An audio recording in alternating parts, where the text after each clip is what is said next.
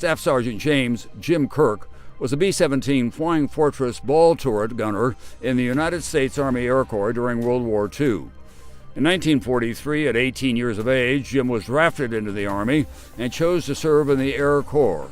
After basic training, radio, and gunnery schools, Jim was assigned to the B-17. Jim's crew practiced maneuvers in the U.S. before departing for the 96th Bomb Squadron, 2nd Bomb Group of 15th Air Force in Foggia, Italy. Between June and August 1944, Jim's crew flew 27 bombing missions over 7 countries, including 3 raids over the oil fields of Romania.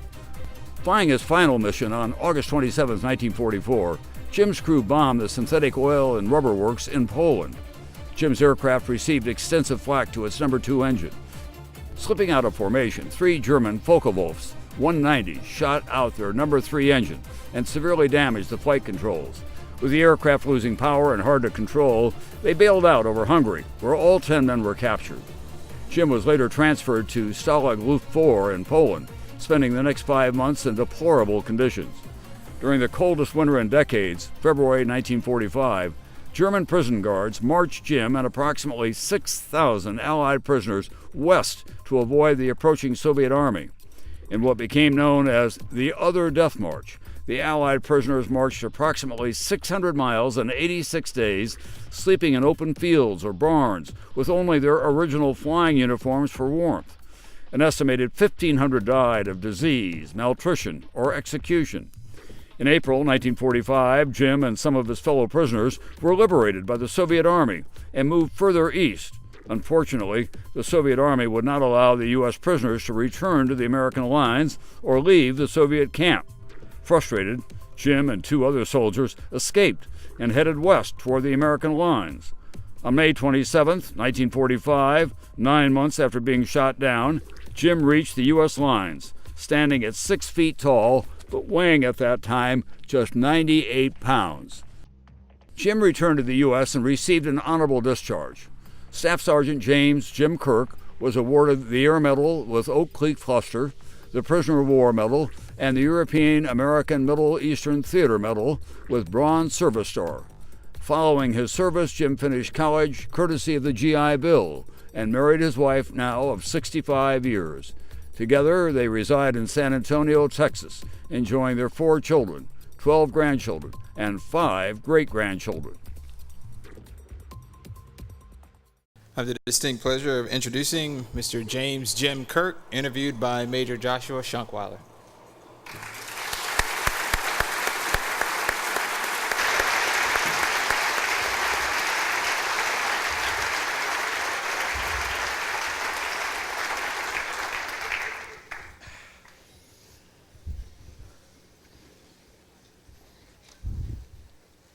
First of all, that's a hell of an act to follow. She said, tell them some jokes, they'll love it. I ain't got any jokes. Well, Jim, we made it. We did make it. It's just astounding. Yes. We've been talking about this for a long time. For a long, long time, we sure have. Well, on behalf of Air Command and Staff College, the students and the faculty, welcome to Wood Auditorium Thank in you. the school. I'm looking forward to this. Right. I'm going to share with the audience real fast the first time we met. This was the fall. I was back on leave with my family in Texas. We met for lunch. And do you remember the first question you asked? When I asked you if you could come out here what question did you ask? Well, I sure did. I mulled it over in my mind a little bit, and I said, geez, does this include my wife? Can she come? That's the first thing you asked was, can you bring your wife? And I said, absolutely. Yeah. So I want to welcome Miss Virginia, sitting in the stage right there, and we embarrassed her with some pictures there. I know we're going to get in trouble later for. Well, yeah, but I will probably. You gave them to me. I gave them to you. So, your wife of 65 years. Yes. It's not Wolf 70, but it's close. Yeah. Yeah. Yeah. And then also your children are here, or at least one of your children. Yes.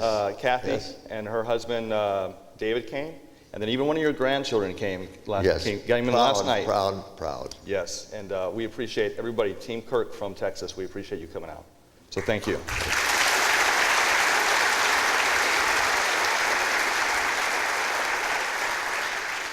All right, Jim, you've got a lot packed into just 3 years of service. Well, that's true. So we're going to try and get through some of it, and what you don't get through, these guys will ask you. All right, that's later on. fine. I'm All right. welcome. So let's start off with how you came into the Army Air Corps. So you were drafted in 1942. That's correct. Right out of University of Michigan. Right here. I'd started an engineering course, and I completed a semester and was on my second one, and my number came up, and of course that's when you go. Right, and so you would like to say something that at that time we were all eager to get into the service. We weren't trying to dodge it, but you waited for your number. In Pearl Harbor attack was tremendous. And our president was on the radio every Sunday with a report of what was going on. Everybody was eager to get in, and that's when I think the word the greatest generation took place, because we didn't hesitate, we jumped in. Yes, sir. So that's just my little bit of stuff. Okay. You don't even answer any of my questions. No. You could just talk the whole time. So 1942, you're drafted in the Army. That's correct. It was 43. Oh, 43. Yeah. How did you make it to the Army Air Corps? Okay. In those days, you get on a train, and we were headed for Florida and the swamp in Florida, as a matter of fact, because that's where they had a boot camp, and near Tampa, Florida. And of course, we arrived there, and they said we had a talk with the commanding people there, and they said, well, now we've got several things that we can offer you. We're setting up a college program where you can go in and get a degree, and or you can join the Army and get into your foxhole, or you can take on the Air Force. Well, I mulled it over, and I said, well, how about the program in college? Is that something that is reliable, or are you just starting? Or, well, we haven't. We're still planning it. And I said, well, what happens if the program is discontinued? Well, you go into the Army. And I said, well, I think what I'll choose is the United States Air Force. Just starting up, and I want a warm bed at night. I want a warm meal, and no foxholes for me. And you didn't realize at that time that in your future, well, a lot of cold meals. Yeah. Okay. I heard you yesterday backstage. You were talking to Colonel Ellis, and you were telling him about the B-17. Yes. Can you tell me about why that plane is so special to you? Well, I tell you what, flying that animal, as we called it, was a delight. The pilot was extraordinary, but it could take a beating like I've never seen in my entire life. It would come home, engines all apart, half the tail gone, and they'd come back and land that thing, and nobody was hurt. But the airplane just crumbled when it got and landed. So it took a beating to knock that thing down, and that's why I was really pleased to be in the 17. Yes, sir. My favorite airplane. Yes, sir. Ball turret. Turret. You were 6 foot tall. How did you fit yourself into that ball turret? Well, not easy. No. Well, the interesting thing about that was that I was not assigned to the ball turret. I was a base gunner, assistant radio man, and we had a little guy about this big, no, maybe he's about that big. It was in the ball turret. And he went to the pilot after we'd formed up a crew. Bob Lambert was the pilot, and we had a conversation with the pilot, and he said, I can't fight that thing down there. I'm scared to death of it. And he said, well, geez, Nargasso, we've formed this crew and you're the ball turret gunner. He said, I can't handle it. I said, you're going to have to transfer me or something. And we'd already formed a crew, were ready to go. And the pilot came and got us all together and said, will anybody volunteer to go into the wall turret? And I said to myself, geez, I don't know whether I want to go into that or not. Everybody refused. And I said, I'll volunteer. Well, for me to get into that ball turret was a stretch. I had two legs, one up on top of the sight, crossed, the other one across that, and I snugged down in, I sniggled in, and I said, okay, this'll work. But I said, how do I get out of it now? And, well, he said, we'll help you out. Anytime you get in trouble, we'll help you out. I said, okay, I'm on. Count me in. So that's the way we talked. Right. I got into the ball turret. And it was an exciting place to be because I saw everything coming up and I saw everything going down. And you could watch the bomb land. You could see the ack-ack coming up. You could see the fighters come up from below. And it was exciting. I loved that. You mentioned your aircraft commander, Bob Lambert. Yes, sir. And you guys had a special agreement, right? That once you took the ball turret. Yes, sir. I did say, excuse me, I did say to him, Bob, I trust you explicitly. I said, I don't want to die in the ball turret. And I said, if you get this thing in trouble, and you know that there's a possibility we may have to bail out, would you please call me first and let me know so I can get out? Thank God he did. I'm still there. Well, since we're talking about Bob Lambert, 23-year-old aircraft commander of yours. That's right. You know, in a previous conversation, you said remarkable things about your crew, and I asked about the leadership of your navigator, your bombardier, and your co-pilot, and you said, and I quote, they were adequate. So we all know what that is. Yeah. You had a special place in your heart for the pilot. I did. Can you tell me about your relationship with your aircraft commander? He was a superb pilot. I'll tell you a story after this that make you understand this. But he would join us in a night on the town, and he loved it. He was very, very mixed in with the crew. He wasn't an officer to us. He was a friend. And I'll tell you later on why I thought so much of him. But anyway, we got close. And we all loved him. So he was super duper guy. You told me that he had actually formed a good team with you guys, and that he actually taught the crew members how to fly the plane. He was very interested in doing that because he said, I want you guys to learn on every practice mission we flew. One of the crew members flew the co-pilot seat. And he said, the plane is yours. Fly it the way you want to. I'm here. And we were beginning to learn to fly, but of course the things we ended because we didn't have time to get started with that. Right. But we did fly a few rounds with it. We're going to get to the shoot down, but you guys kept in touch after the war, right? And he would call you? Yes, we did. We were shot down on August 20th. Every single year, we got a call from Bob Lambert. And he was just checking us out and say, how you doing? What's going on? And he, at this time, was in a nursing home, so he was kind of in bad shape, but he never missed a call. He still called you? Yep. That's great.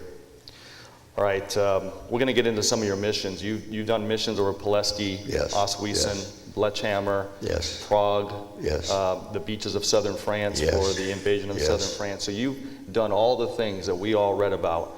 So we'll hit a couple of these. The first one I want to talk about is the 22 July 44 mission.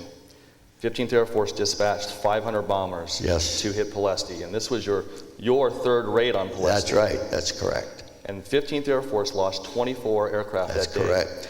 Let's talk about your experience with your bomber on that day. Well, Ploesti was a hellhole. They must have had around this oil field 200 or 300 ACAC guns. You would go in there and over the target it was black. And that's the reason we lost so many. But we also got hit. And we had to feather a couple engines and make our return toward Italy. And we were losing altitude on the way home.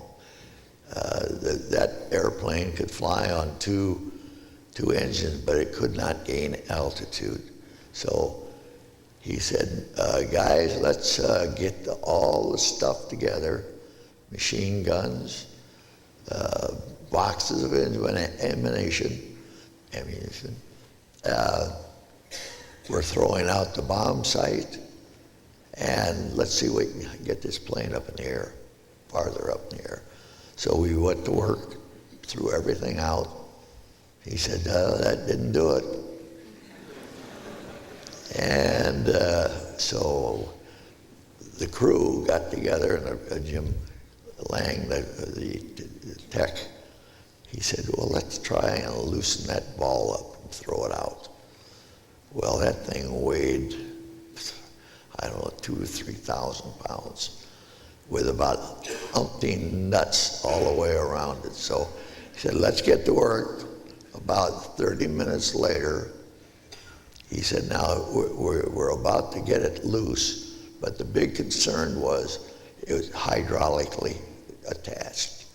What do we do with the airplane when we let this thing go and the sparks begin to fly? Will it harm the ignition of the airplane or whatever it is? So we sat there and we said, well, maybe the smart thing to do would to let it go, because we knew that we couldn't make it over the Ural Mountains. And as a result, we did. It went down with a whoosh. Sparks flew everywhere. All the lining in the airplane that had around the wires, everything was burning, and but nothing blew up. So he said, by God, we're gaining altitude. I think we're going to make it. So he said, yeah, let's go. We went over the mountain and landed in Foggia, Italy, and pulled into the hard stand. And the crew chief, you can see this look on his face.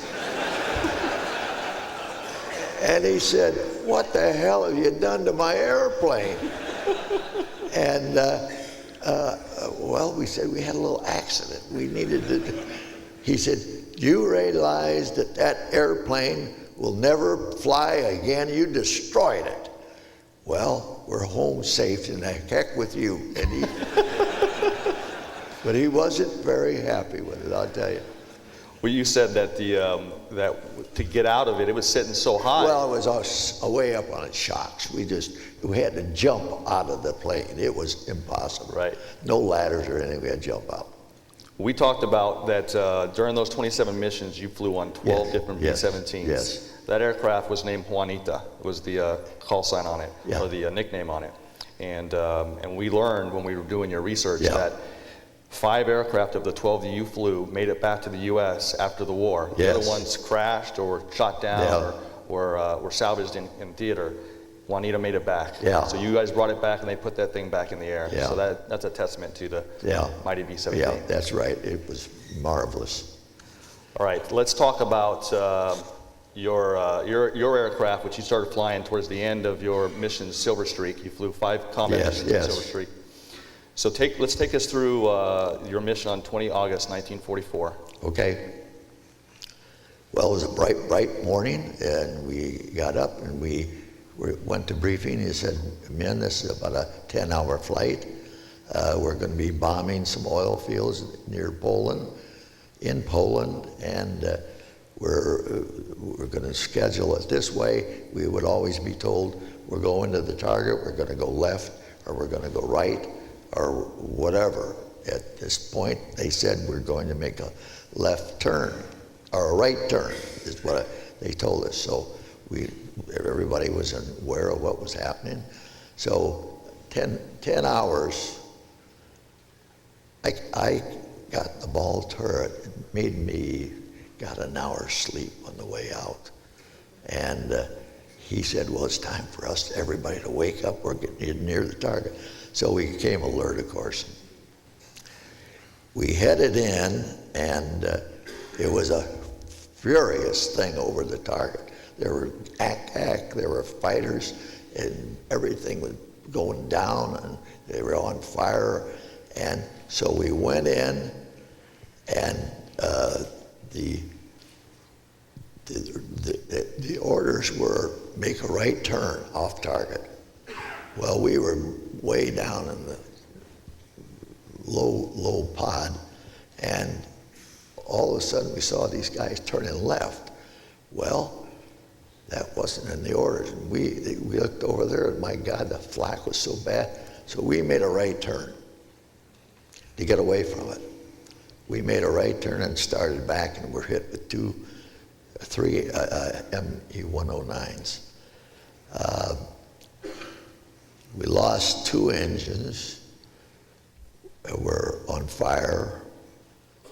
We were trailing the formation. They went around and got out. Some of them got out, and we joined up, or tried to join up again, although we didn't have the manpower or the power to get there.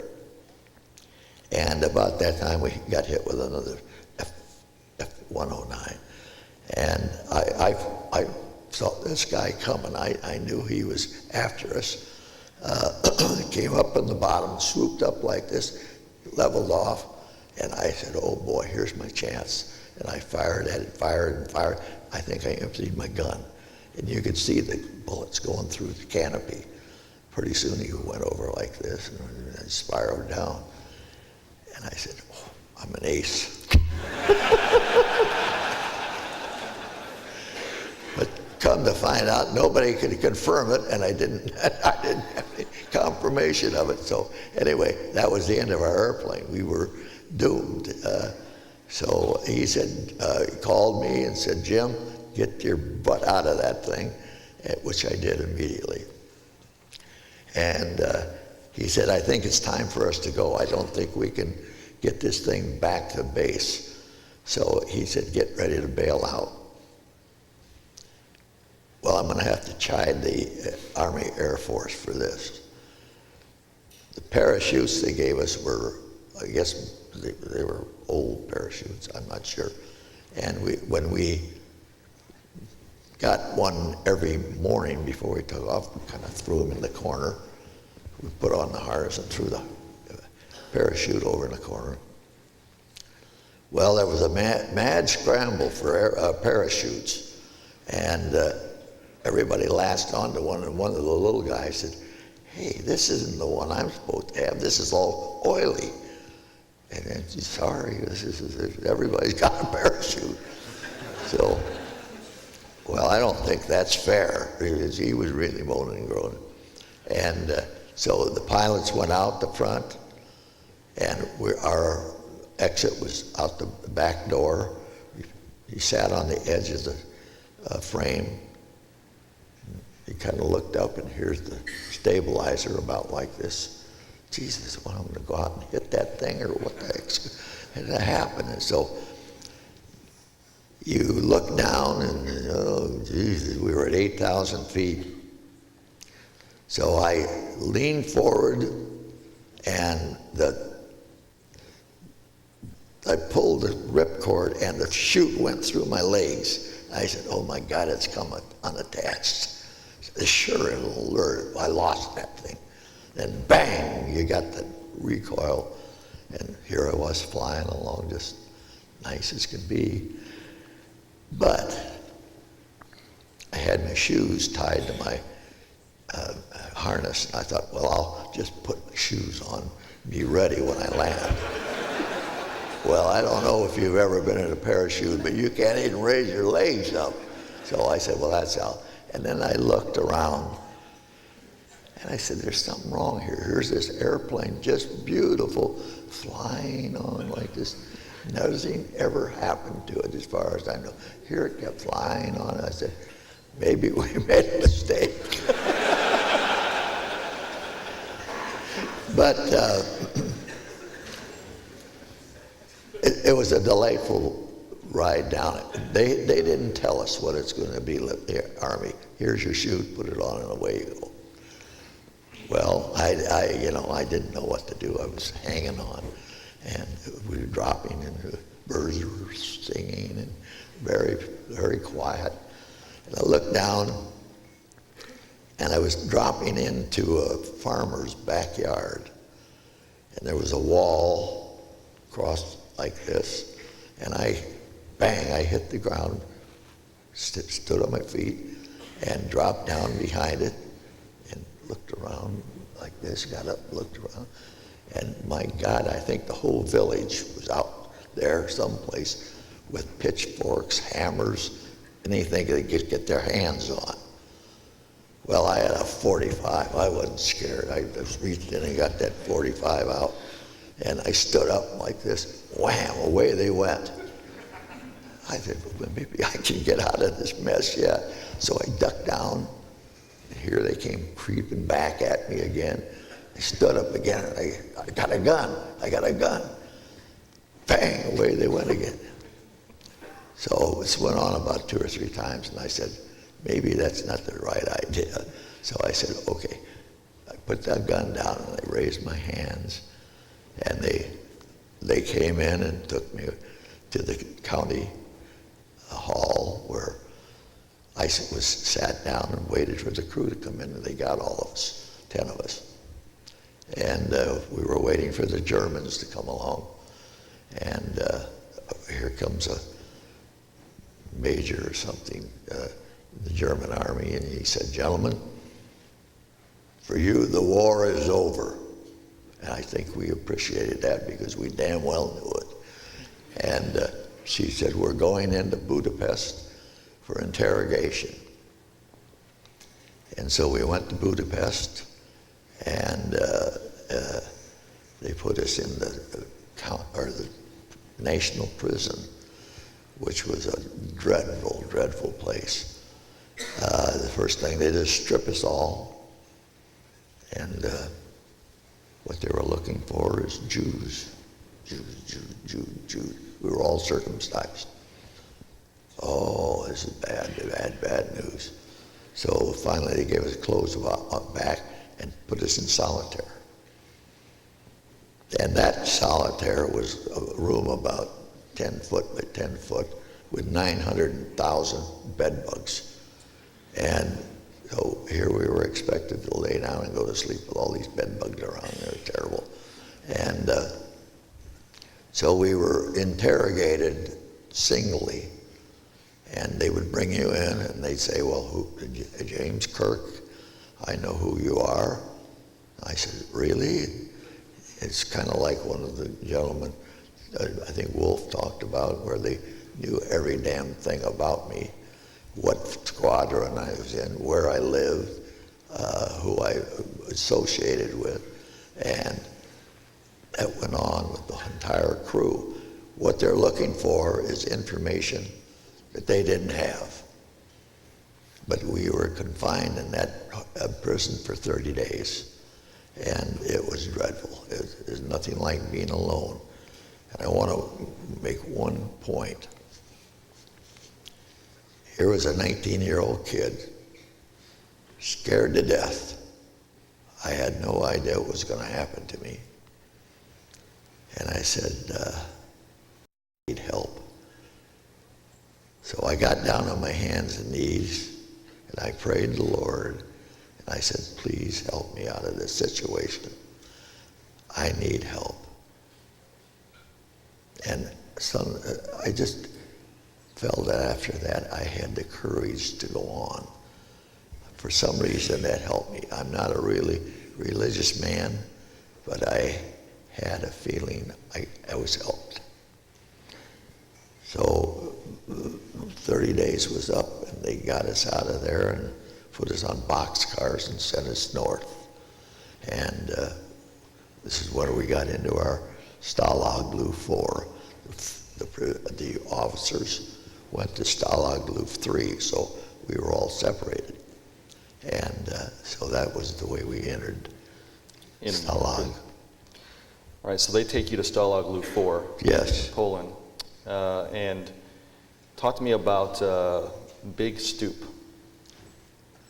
Well, there's few people in there that were human. I'm talking about guards. They were mean, mean, mean. And the one particular guy was 6'7", weighed probably 280 pounds, and he was a murderous person. His favorite trick was to come up behind you without you knowing it. You were standing there doing something, you're outside of the compound, and he came up and pow, boxed your ears. And I can tell you, it felt like the whole eardrum was coming apart. And he'd laugh and walk away. And he did that to everybody. The next thing he knew, he'd trip some guy and knock him down and then kick him. And this went on the whole time I was in prison camp. The rest of them were mean, but this guy was sadistic. He just enjoyed pleasure of beating up on you. So we endured him, but hated him. Can you take us through a kind of a typical day in Stalag Luft IV? Yeah, it was the most boring thing you ever want to see. We had one room with a table and chairs, and we had bunks with nothing on them but hay, and we were confined to those things from 7 o'clock at night until 6 o'clock in the morning, where the door was locked.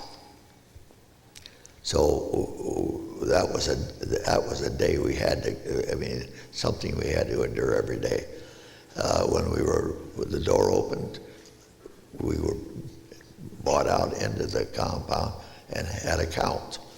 Once the count was over, they put us back in there, and we had breakfast, hot water.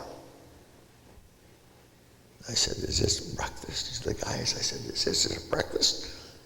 That was the breakfast we had for the 3 or 6 months we were in there. Well, we'll get something for lunch. Well, lunch came, and it was, I think it was horse meat. We didn't have any of that bloody sausage that Mr. Wolf had. It